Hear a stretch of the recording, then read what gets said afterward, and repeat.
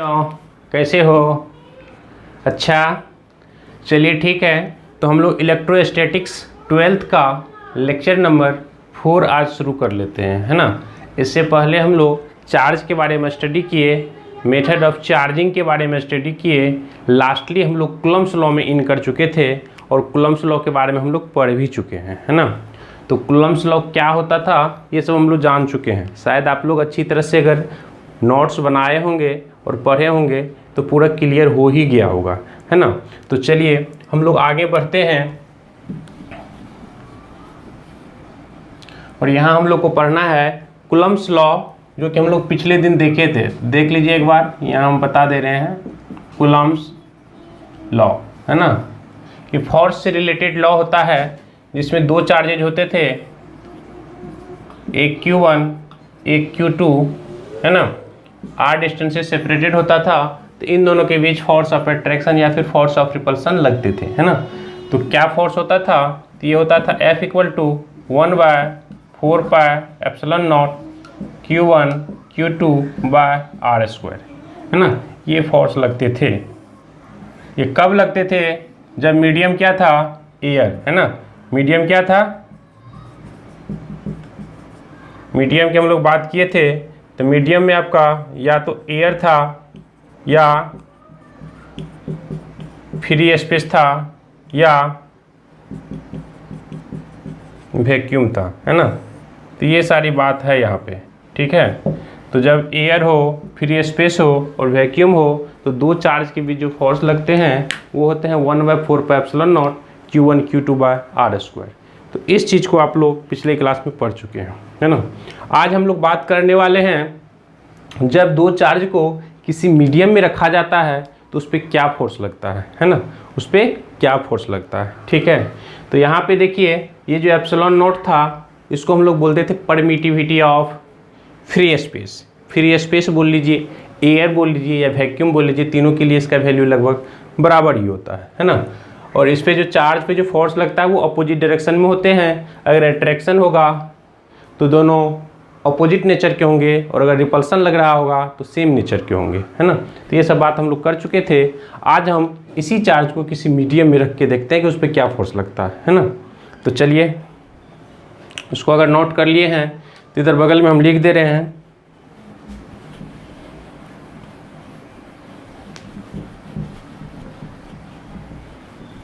देखिए यहाँ पे इस तरह से आप लोग लिखिए, यहाँ से शुरू कीजिए। Force acting between two charges, दो चार्ज के बीच में जो फोर्स लग रहा है इस साइड में हम लोग लेते हैं, है ना, इन एयर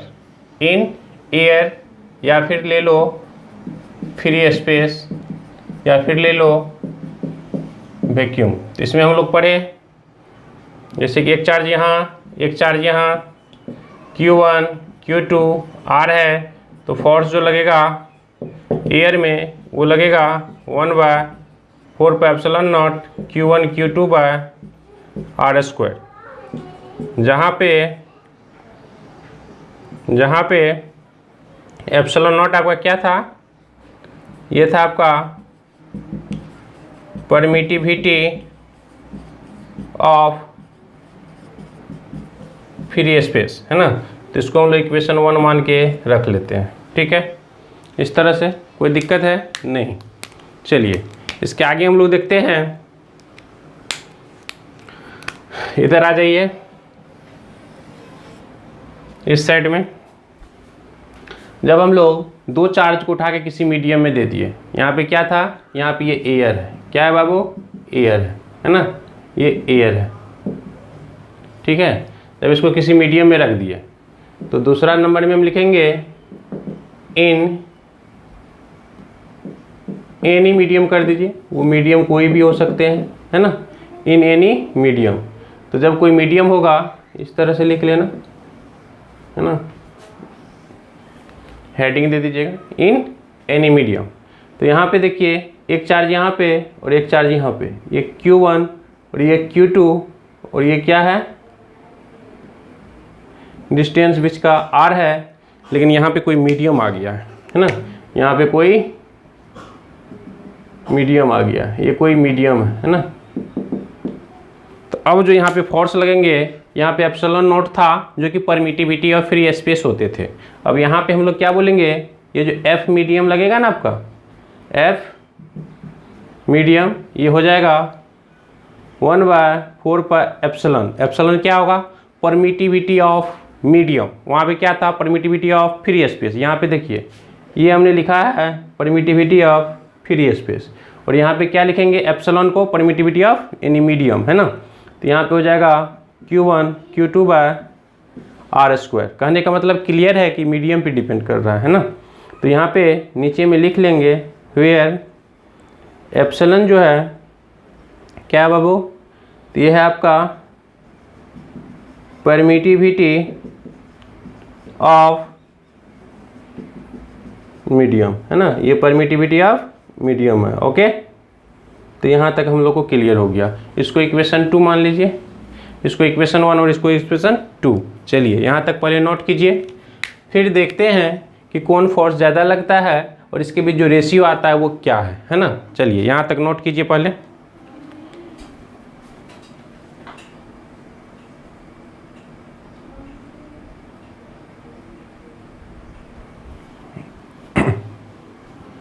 ठीक है, अब हम लोग यहाँ से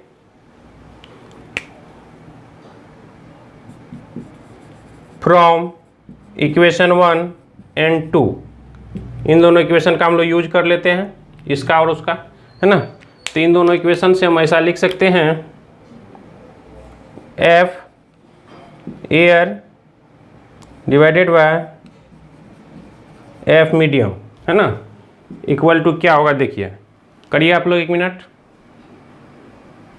ठीक है, तो F air by F medium, F air क्या है बाबू, तो ये है आपका 1/4 pi epsilon naught Q1 Q2/r², और एफ मीडियम क्या है वहाँ से देखिए, तो ये है आपका 1/4 पाई एप्सिलॉन, वहाँ से इक्वेशन 2 से, और ये हो जाएगा Q1 Q2/r², है ना, यही होगा ना।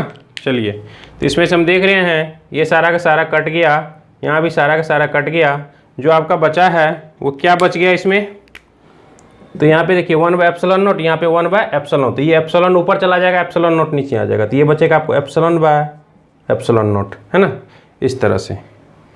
तो यहाँ हम लिख सकते हैं फाइनली, ठीक है, इस तरह से हम लोग फाइनली यहाँ पे लिख सकते हैं। चलिए इसी को हम लोग यहाँ पे लिख लेते हैं, इसी को हम लोग एप्सिलॉन आर बोलेंगे, क्या बोलेंगे, एप्सिलॉन आर, ठीक है, एप्सिलॉन आर। ऊपर हम मिटा रहे हैं, तो देखिए F air by F medium equal to epsilon by epsilon nought. Epsilon क्या है, परमिटिविटी ऑफ एनी मीडियम, और एप्सिलॉन नॉट क्या है, परमिटिविटी ऑफ फ्री स्पेस, और ये एप्सिलॉन आर क्या है, ये रिलेटिव परमिटिविटी है, क्या है, रिलेटिव परमिटिविटी, इसको डाइलेक्ट्रिक कांस्टेंट भी बोला जाता है। चलिए तो इधर हम मिटा देते हैं,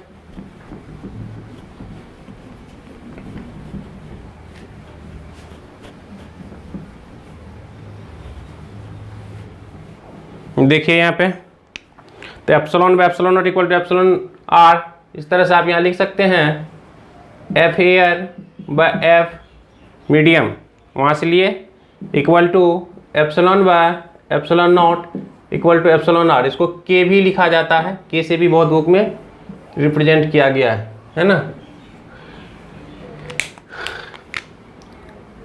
वेयर लिख लीजिएगा, ये जो एप्सिलॉन आर है ये है आपका रिलेटिव परमिटिविटी, है ना, रिलेटिव परमिटिविटी, और जो एप्सिलॉन है ये है परमिटिविटी ऑफ मीडियम, और जो ये एप्सिलॉन नॉट है ये है परमिटिविटी ऑफ एयर, है ना, इस तरह से। तो यहाँ तक आप लोग पहले नोट कर लीजिए, इधर हम मिटा रहे हैं, नोट कीजिए आप लोग।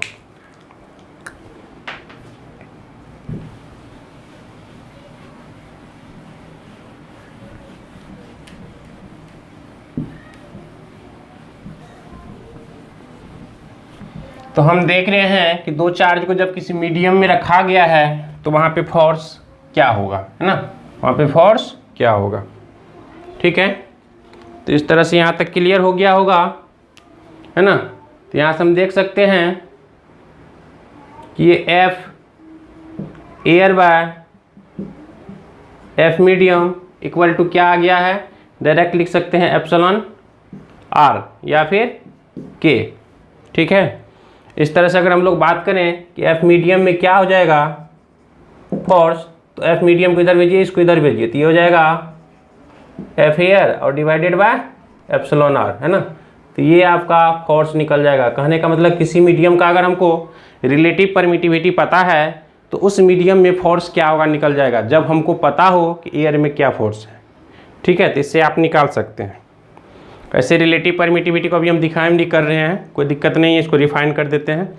यहाँ तक आप लोग नोट कीजिए, है ना। यहाँ हम डिफाइन कर लेते हैं, हेडिंग दे दीजिएगा रिलेटिव परमिटिविटी, है ना, रिलेटिव परमिटिविटी। और इसी का दूसरा नाम क्या है बाबू, इसी को डाइलेक्ट्रिक कांस्टेंट भी बोला जाता है ना। ये हेडिंग दे दीजिए, इलेक्ट्रिक परमिटिविटी या फिर डाइलेक्ट्रिक कांस्टेंट, एक ही चीज़ है। एप्सिलॉन आर से डिनोट कीजिए या एप्सिलॉन के से डिनोट कीजिए, एक ही चीज़ है। ठीक है, इसको हम लोग समझते हैं अच्छी तरह से। तो इसको डिफाइन करना कोई बड़ी बात नहीं है, यहाँ से आप डिफाइन कर सकते हो, है ना। तो देखिए, लिख सकते हैं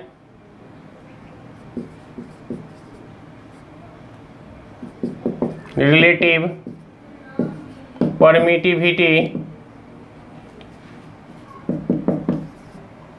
relative permittivity is defined as the ratio of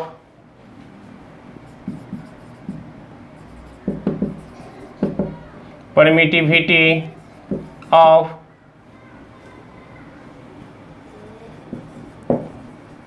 any medium to the permittivity of free space, है ना, और फ्री स्पेस। तो यहाँ से हम लोग लिख सकते हैं epsilon R equal to epsilon by epsilon nought. तो ये भी इसका डिफिनेशन हुआ, एप्सिलॉन बाय एप्सिलॉन नॉट, इन दोनों का रेशियो है ना। तो ये एक डिफिनेशन हुआ इसका एप्सिलॉन बाय एप्सिलॉन नॉट का। ठीक है, और दूसरा डिफिनेशन भी आप बना सकते हो यहाँ से, कोई दिक्कत नहीं है। Force acting between two charges in air to the force acting between two charges in any medium, इन दोनों का जो रेशियो है वो भी क्या है आपका एप्सिलॉन आर है। तो और करके ये डिफिनेशन भी लिख सकते हैं, कोई दिक्कत नहीं है ना। तो लिख लीजिए इसको भी, इधर हम मिटा दे रहे हैं।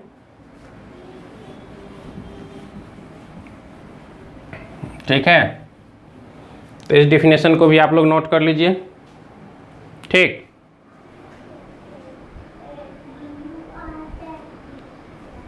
तो दूसरा डिफिनेशन भी आप लिख सकते हैं, और करके लिख लीजिए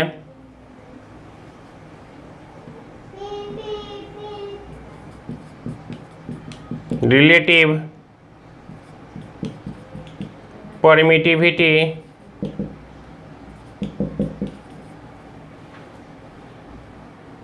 is also the relative permittivity is also the ratio of force acting between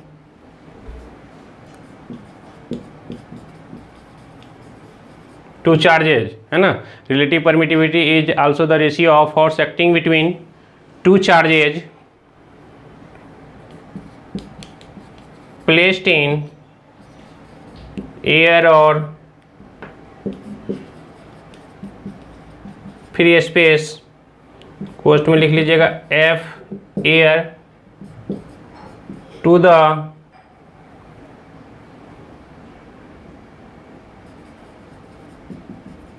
medium,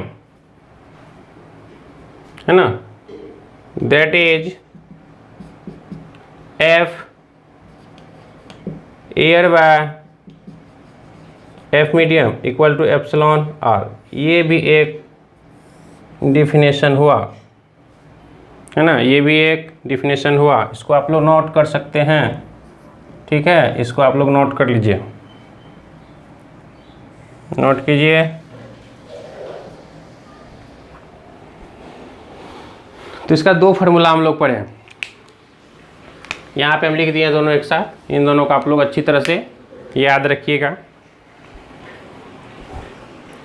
simply relative permittivity को भी डिफाइन करा जा सकता है कि रिलेटिव परमिटिविटी जो है या डाइलेक्ट्रिक कांस्टेंट जो है वो किसी मीडियम के कैरेक्टरिस्टिक्स को शो करता है ना। तो ये भी आप बता सकते हैं, it is the characteristics of a medium, है ना। चलिए, तो यहाँ तक क्लियर हो गया। अगर हमको एयर में फोर्स पता हो और एप्सिलॉन आर पता हो तो किसी मीडियम में निकल जाएगा, या फिर किसी मीडियम में पता है एप्सिलॉन आर पता है तो एफ एयर निकल जाएगा। ओके, चलिए एक छोटा सा क्वेश्चन इस पे हम लोग कर लेते हैं, ऊपर में मिटा रहे हैं।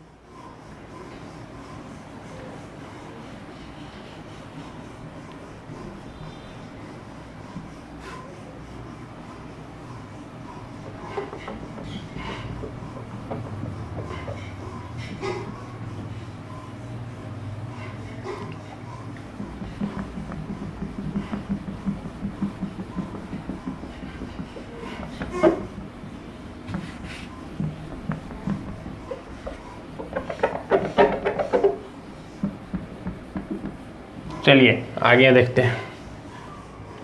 तो ये हुआ, ये क्वेश्चन हम लोग करते हैं इस पे, है ना। Force between two charges placed in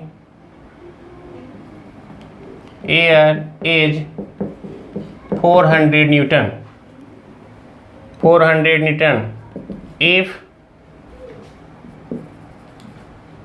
these charges are placed in a medium of relative permittivity 4, relative permittivity 4, यानी कि यहाँ पे एप्सिलॉन आर क्या है बाबू, 4 है ना। If the charges are placed in a medium relative permittivity 4, then what is the force acting between them, है ना। ये क्वेश्चन रहा, ठीक है, ये आपका क्वेश्चन हो गया। इसको आप लोग नोट कीजिए, और नीचे में हम फार्मूला लिखाए हुए हैं, इसे आप डायरेक्ट निकाल सकते हो।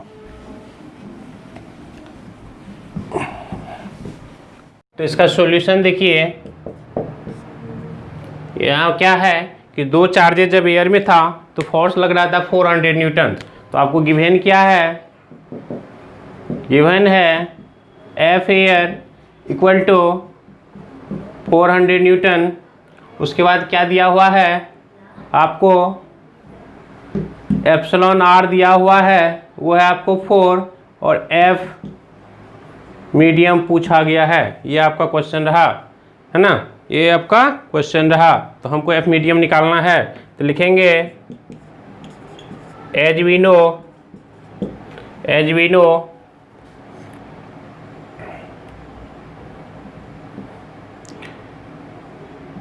F air by F medium equal to epsilon R, इसीलिए यहाँ से आप एफ मीडियम निकाल सकते हो।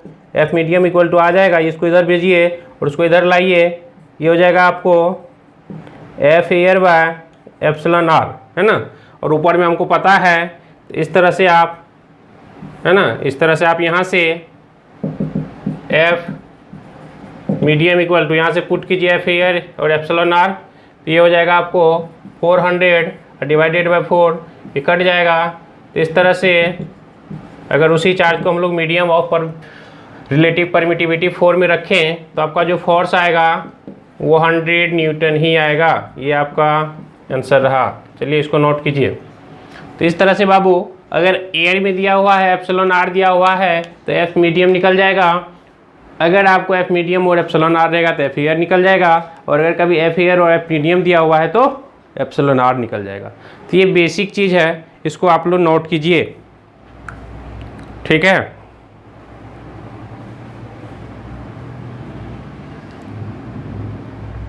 चलिए तो इसको हम लोग मिटा देते हैं, आगे बढ़ते हैं।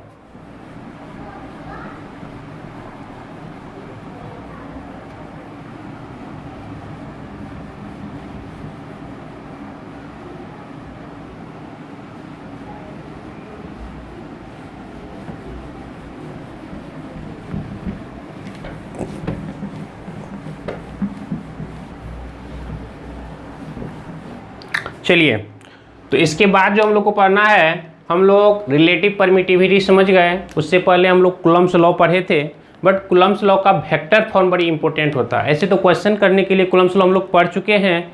अगर कहीं पे भी फोर्स निकालना हो तो 1/4 पे epsilon naught Q1 Q2 R square लगाएंगे, है ना। लेकिन यहाँ पे हम लोग को वेक्टर फॉर्म पढ़ना जरूरी है, बोर्ड के लिए काफ़ी इंपॉर्टेंट है।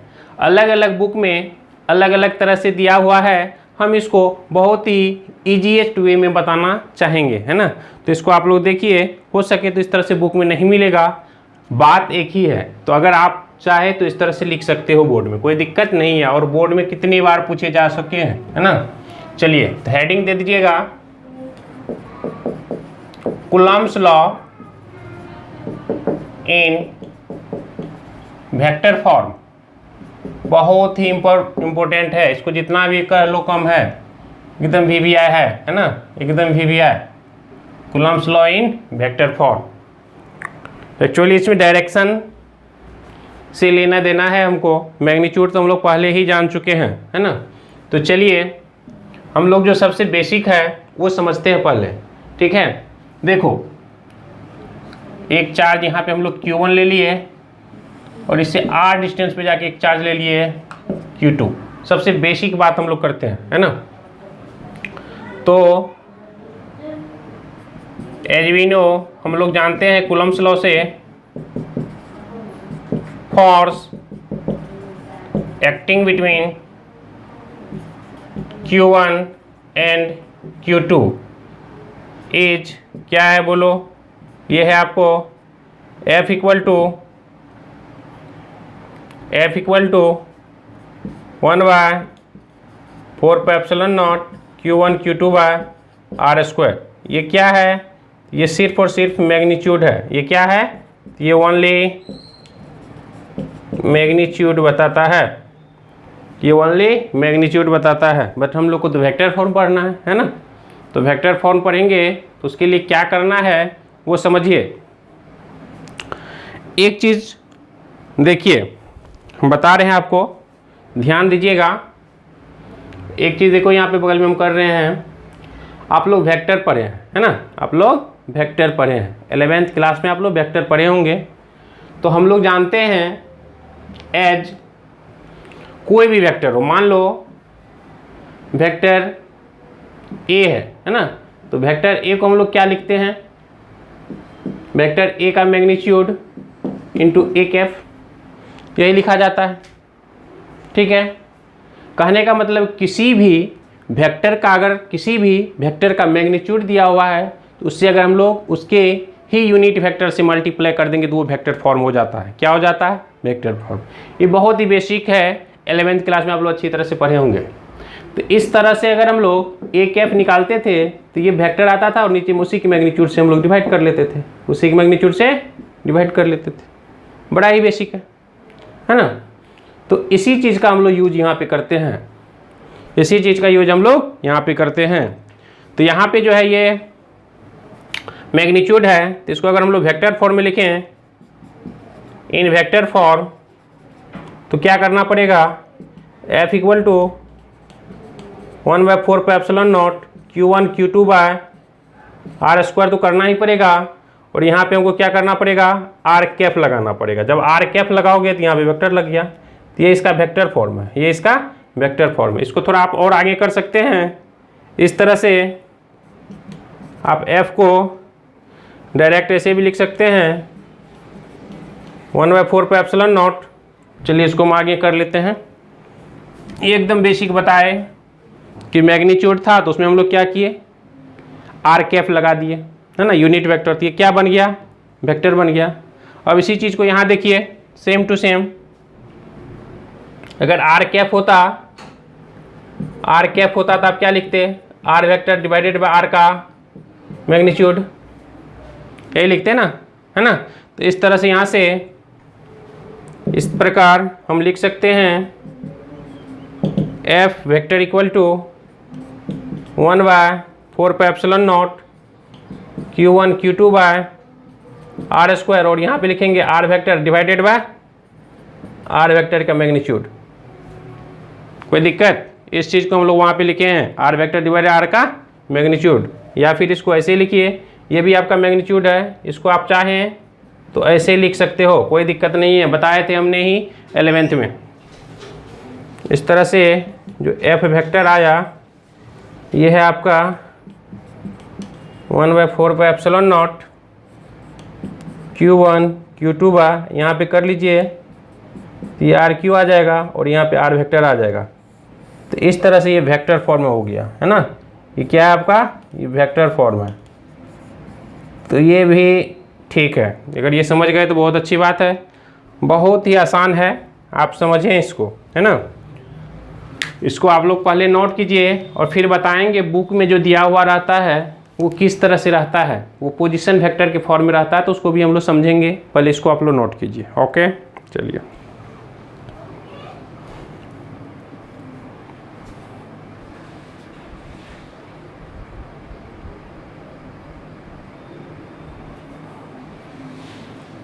ठीक है, अब देखिए जो बुक में रहता है उसको हम लोग फिर से समझते हैं।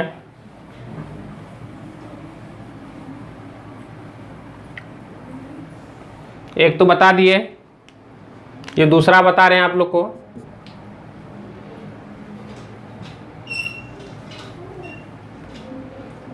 देखिए ये है आपका वाई एक्सिस और ये है आपका एक्स एक्सिस और ये है आपका ओरिजिन, ठीक है। तो ओरिजिन से इस पॉइंट को आप मिला दीजिए और फिर इस पॉइंट को भी आप मिला दीजिए। अगर ये R1 है वेक्टर और ये R2 वेक्टर है, मान लीजिए ये पॉइंट A है और ये पॉइंट B है, ठीक है। ये R1 है और ये R2 है, ये पोजीशन वेक्टर हमने लिया है। फिर ये यहाँ पे इसको हम लोग R बोलेंगे, ठीक है, इसको हम लोग R बोलेंगे। यहाँ पे मान के चलो Q1 चार्ज रखा हुआ है और यहाँ पे मान के चलो Q2 चार्ज रखा हुआ है, इस तरह से। तो ये भी तो एक तरह से डिस्प्लेसमेंट वेक्टर है ना, R वेक्टर। यहाँ Q1 यहाँ पे Q2 रखा हुआ है, दोनों के बीच का डिस्टेंस कितना है, R है, यहाँ पे R वेक्टर दिया हुआ है। तो हम लोग पोजीशन वेक्टर और डिस्प्लेसमेंट वेक्टर के बारे में पढ़े हुए हैं। इस तरह से एज वी नो, देखो टेल हेड और इधर से हम मिला दिए इसको, तो ये क्या हो गया, रिजल्टेंट। तो as we know R1 vector plus R vector equal to क्या हो जाएगा बाबू, R2 वेक्टर। इस तरह से अगर हम लोग R वेक्टर की बात करें तो इसको अगर निकालना चाहे तो ये उधर चला जाके माइनस हो जाएगा, तो R2 vector minus R1 vector, इस तरह से आप इसको लिख सकते हैं। और अगर इसी की हम लोग मैग्नीट्यूड की बात करें इसी की मैग्नीट्यूड की बात करें तो उसको हम लोग R2 माइनस R1 का इस तरह से मैग्नीट्यूड हम लोग ले सकते हैं, है ना। ये क्या है, इन मैग्नीट्यूड, ये क्या है आपका मैग्नीट्यूड है। कोई दिक्कत नहीं होना चाहिए यहाँ तक, ठीक है, यहाँ तक कोई दिक्कत नहीं होना चाहिए। चलिए अब आगे देखते हैं, समझिए पहले फिर नोट कीजिएगा, पॉज करके आप लोग नोट कर सकते हो। तो हमने क्या करा, पोजीशन वेक्टर के फॉर्म में यहाँ पे R1 R2 R लिए हैं और दो चार्ज को रखे हैं, एक को A पे Q1 B पे Q2, दोनों के बीच का जो डिस्टेंसेज है वो कितना है, वो डिस्टेंसेज आपका R है ना। अब देखिए अगेन वी नो, आगे हम लोग जानते हैं कि अगर R कैफ की बात करें, ये R vector divided bye R होता है।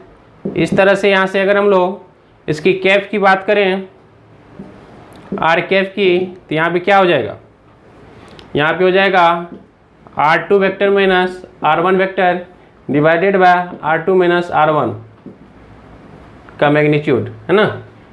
ये हो जाएगा, कोई दिक्कत नहीं होना चाहिए। तो ये हम लोग कैप निकाल लिए, R कैप, क्लियर है। नाउ फोर्स क्या होगा बाबू, तो फोर्स हो जाएगा 1/4 pi epsilon naught, 1/4 pi epsilon naught Q1 Q2 by R square, ये है ना, इसका स्क्वायर हो जाएगा। तो इसका स्क्वायर अगर हम लोग करें R स्क्वायर, इसी चीज़ को हम लोग लिख सकते हैं 1/4 pi epsilon naught Q1 Q2 by R2 minus R1 का होल स्क्वायर। कोई दिक्कत इसमें बताइए, नहीं होना चाहिए। अरे भाई इसी R को तो R2 माइनस R1 लिखे थे, तो वही वहाँ पे हम लोग लिखे हैं। अब इसी को हम लोग वेक्टर फॉर्म में चलते हैं, तो इन वेक्टर फॉर्म, है ना, इन वेक्टर फॉर्म क्या हो जाएगा, ये जो यहाँ पे F लिखे हैं इस पे वेक्टर लगा दीजिए, इस पे वेक्टर लगा दिए। तो जब वेक्टर लगाइएगा तो क्या हो जाएगा, 1/4 pi epsilon naught Q1 Q2 by R2 minus R1 का होल स्क्वायर, और यहाँ पे इसका यूनिट वेक्टर हो जाएगा। कहने का मतलब ये हो जाएगा कि R2 minus R1 unit vector को अगर हम लोग लिखें तो यहाँ पे देखिए क्या लिख सकते हैं, R2 minus R1 divided by R2 minus R1 का मैग्नीट्यूड, और इसको अगर हम लोग फाइनली लिखें, ये आपका यूनिट वेक्टर है। क्या है, यूनिट वेक्टर है, ठीक है। चलिए यहाँ तक कोई दिक्कत नहीं होना चाहिए। ये हम वेक्टर फॉर्म समझ रहे हैं, क्या समझ रहे हैं, वेक्टर फॉर्म, ये वेक्टर फॉर्म है बाबू, ठीक है। कुछ नहीं किए हैं, यहाँ पे मैग्नीट्यूड था, यहाँ पे वेक्टर लगाए हैं, तो यहाँ पे जो था है ही, और ये जो लिए क्या लिए हैं, यूनिट वेक्टर। क्या है वो, यूनिट वेक्टर। अब आगे देखिए इसी चीज़ को, ये आपके बुक में इस तरह से मिल जाएगा, NCERT सब में, है ना। तो आगे जब बढ़ेंगे तो ये हो जाएगा F vector equal to 1/4 pi epsilon naught Q1 Q2 by, देखो R2 माइनस R1 का होल स्क्वायर है, वहाँ पे एक तो R2 माइनस R1 है, तो क्या हो जाएगा, R2 माइनस R1 वेक्टर की मैग्नीट्यूड का होल Q, और यहाँ पे हो जाएगा R2 vector minus R1 vector, है ना, इस तरह से, ठीक है। तो ये आपका फाइनली हुआ, है ना, ये आपका फाइनल हुआ। तो ये आपको बुक में मिल जाएगा। तो वेक्टर फॉर्म में कूलम्ब्स लॉ ये है। घबराने की बात नहीं है बाबू, बहुत बच्चे लोग घबरा जाते हैं कि यहाँ पे क्यू क्यों है। तो क्यू जो लियो वो समझ में आ गया होगा आप लोग को यहाँ पे यूनिट वेक्टर निकालने के लिए नीचे में एक मैग्नीट्यूड आया था, इसीलिए क्यों आया था। तो इस तरह से दिया जाता है, ठीक है। इसको आप लोग लिख सकते हो, ये जो हम दूसरा वाला बताए हैं, अगर बोर्ड में पूछा तो इसे लिख सकते हो, कोई दिक्कत नहीं है। चलिए इसको नोट कीजिए।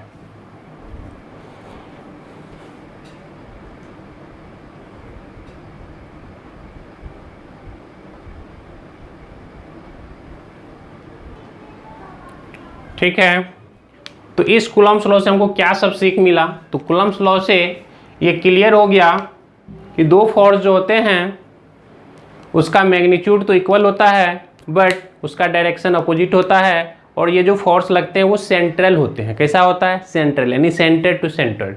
तो आप इन दोनों चीज़ को यहाँ पे लिख सकते हो नोट करके, है ना। इंपॉर्टेंट पॉइंट्स कर लो या नोट करके लिख सकते हो, नोट करके ही लिख लीजिएगा। पहला number,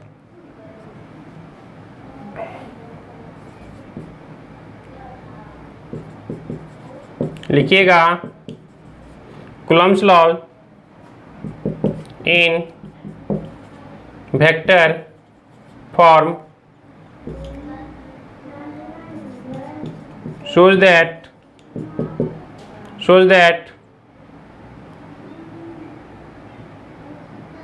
shows that force acting between the charges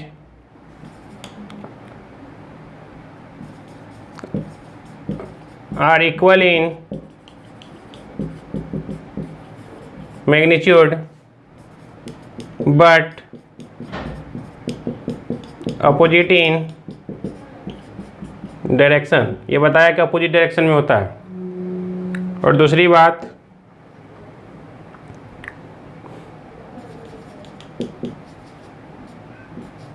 Coulomb's force acting between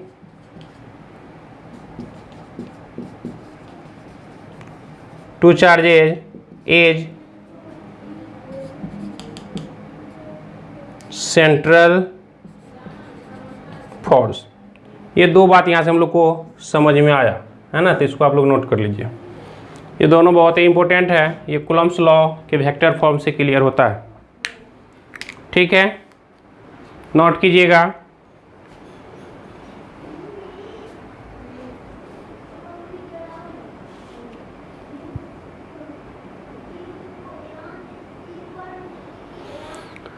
ठीक है, इसके बाद ये था आपका Coulomb's law in vector form. Board के लिए बहुत ही इंपॉर्टेंट है, वो चाहे बिहार बोर्ड हो, चाहे सीबीएसई हो, चाहे आईसीएसई हो, किसी भी बोर्ड के लिए काफ़ी इंपॉर्टेंट होता है। चलिए आगे देखते हैं।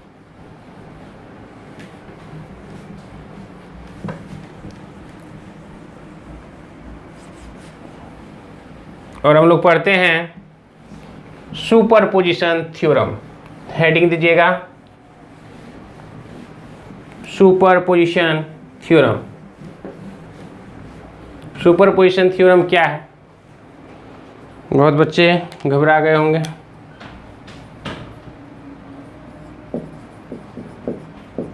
सुपरपोजिशन थ्योरम, देखो बाबू, सुपरपोजिशन थ्योरम जो है ना, ये कुछ नहीं, एक तरह से वेक्टर लॉ है। क्या है? Vector law. देखिए जैसे कि दो चार्ज थे, है ना, दो चार्ज थे, एक यहाँ पे Q1 और एक यहाँ पे Q2, तो उस पर फोर्स लग रहा था, उसको हम लोग निकाल ले रहे थे। लेकिन अगर नंबर ऑफ चार्जेज हो, एक चार्ज यहाँ हो, मान लीजिए ये इस पर फोर्स लगा रहा है इधर, ये यहाँ पे रख दी तो ये भी इस पर फोर्स लगा रहा होगा इधर, है ना, ये भी इस पर फोर्स लगा रहा होगा इधर। एक चार्ज को यहाँ पे रख दिए तो ये भी इस पर फोर्स लगा रहा होगा इधर। तो इन सब फोर्स का जो रिजल्टेंट होगा वेक्टर सम, उसी को हम लोग बोलेंगे सुपरपोजिशन थ्योरम, ठीक है। तो सुपरपोजिशन थ्योरम कुछ नहीं है, एक चार्ज ले लिए और अगल बगल में बहुत सारे चार्ज रख दिए, उन सब चार्जों की वजह से जो इस पर नेट फोर्स लग रहा होगा उसको हम लोग वेक्टर सम से निकालेंगे। This is the superposition theorem. Okay, चलिए तो इसका स्टेटमेंट लिख लेते हैं। लिखिएगा, it states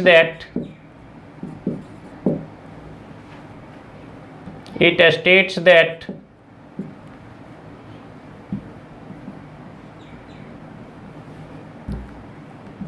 if more than 2 charges are placed,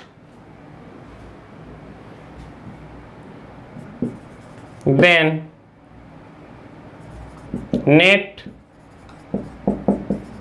resultant force acting on any charges,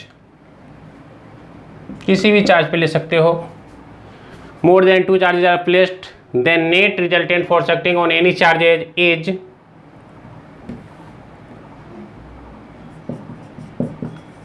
vector sum of individual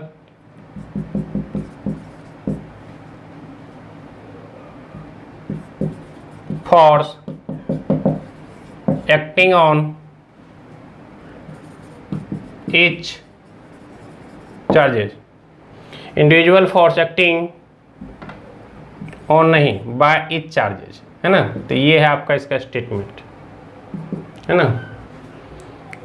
यहाँ पे लिख सकते हो दैट इज, जो F नेट होगा ये हो जाएगा आपको F1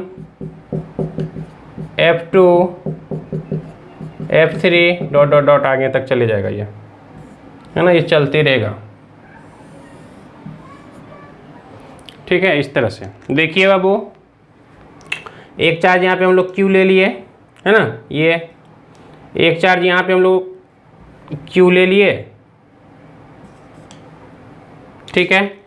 एक चार्ज यहाँ पे लिए Q1, इसकी वजह से जिस पे फोर्स लग रहा होगा ये इधर लगा F1।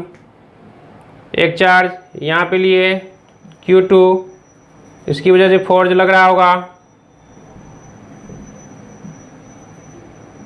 ये इधर लगा रहा होगा F2।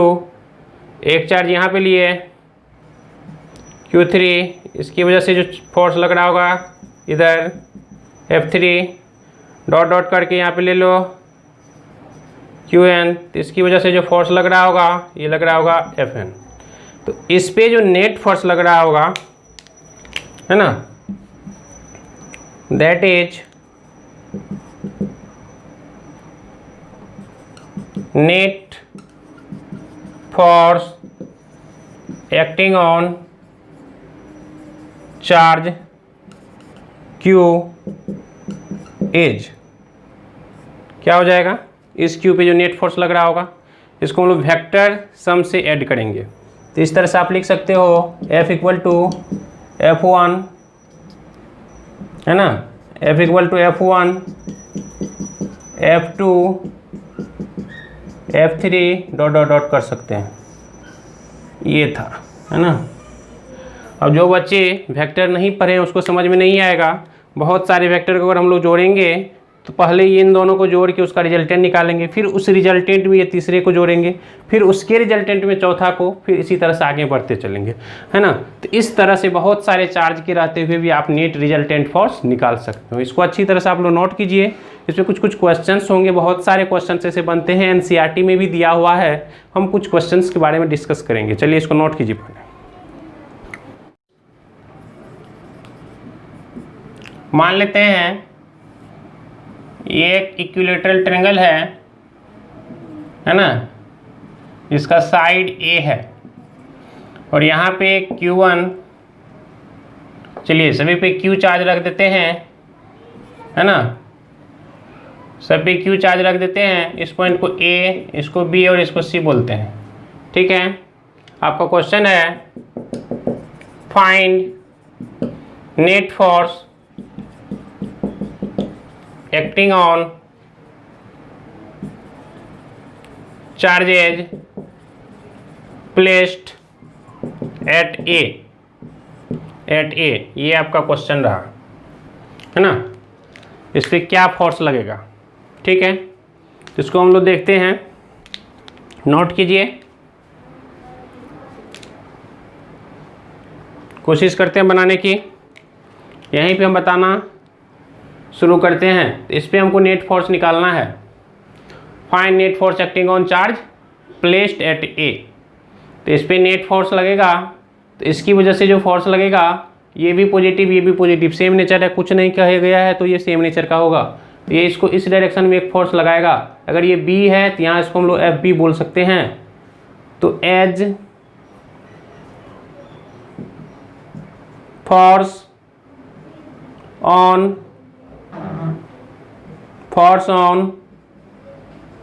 Charge placed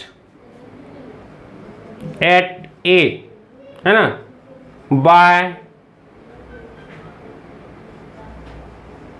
charge at B. कितना फोर्स लगाया, force on charge placed at A by charge B, कितना लगा बोलो। तो ये हो गया आपको एफ बी इक्वल टू के कर लेते हैं और Q square by A square हो जाएगा। इसी तरह से अब ये इस पे लगाएगा, इसका डायरेक्शन कुछ ऐसा होगा, रिपल्सन होगा।